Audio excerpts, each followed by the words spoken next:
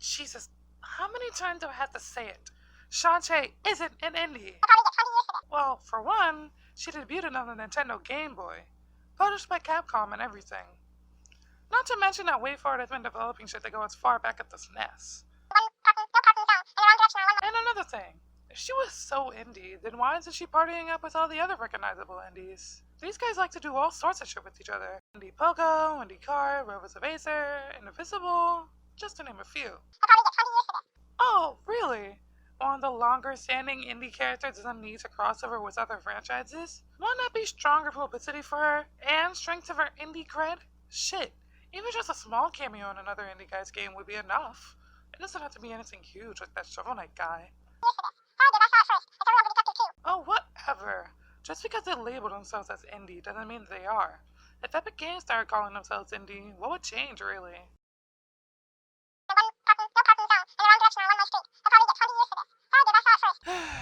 Dude, as much as I would love to argue with you all day, I kind of need to get started on something. Yeah, whatever. I'll talk to you later, okay? Oh, God, that's so fucking annoying. Alright. Time to start. Wait. Was my mic on during that? SHANTAE! A purple-haired genie girl with a decency of Bayonetta and a spunk of cat from Gravity Rush. She really seems to be gaining popularity among all the roster speculators, huh? Even Alpharad is hoping for her inclusion in a non-subtle way. And with Shovel Knight in, as well as her close ties to Nintendo, she seems to be a shoo-in, yeah? No, not really. As it happens, these two facts probably sever her chances more than anything. Well, the Shovel Knight thing anyway. Debuting on a Nintendo console would do nothing but boost your chances. Why is that, you might ask?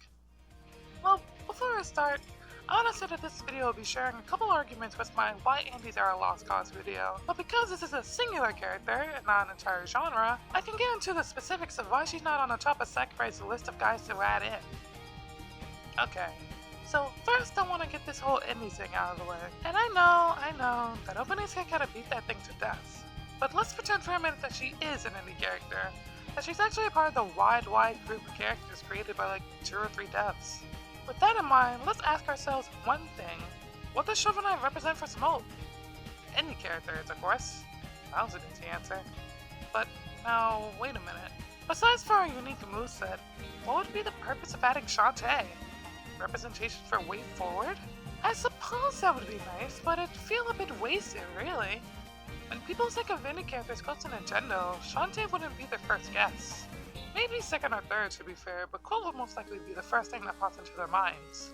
Not to put indies against indies here, but Quilt's game has been on 4 Nintendo consoles and has gotten extreme support from Ninja on that front, even getting a goddamn physical re-release for the 3DS and the Switch. SHANTAE, well, she has an exclusive and a timed exclusive, sure, but that's about it. The support for Nintendo starts and ends at putting her on their console. That's it. She's nothing of a hit like Shovel Knight, or given tons of love and support like Quilt. And again, we already have her in the rep for Smash Bros. Shovel Knight. It's an assist, sure, but it's better than being a fucking singular trophy! Yeah, it's better than nothing, right? And if we're going into semantics here, Shovel Knight covers both bases SHANTAE could as far as representation goes. Not only is he an indie rep, but he's a platformer indie rep. Having 2, especially when one of them's a playable character, is kind of redundant, what do you think?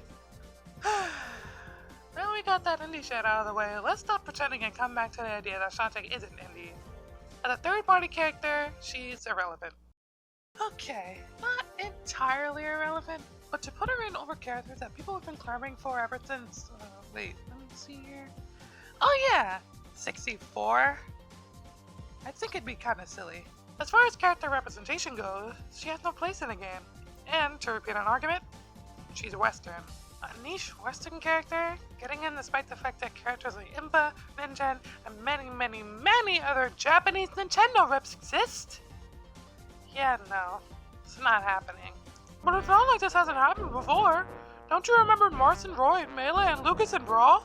Oh yeah, the Japanese company catering to their Japanese fans and putting in popular first-party Japanese characters into their Japanese game. Yeah, that's exactly the same as this. I'm sorry, but a niche Western third party would never get in over a niche Japanese first party. It's not happening. and I'm very confident in this. This doesn't mean that I don't like Shantae, or I wouldn't want her to be in. Shantae has some very fantastic games that would actually fit in well with the Smash cast, aesthetic-wise anyway. It's just that she doesn't have a real place here, in what she's representing and what she brings to the table.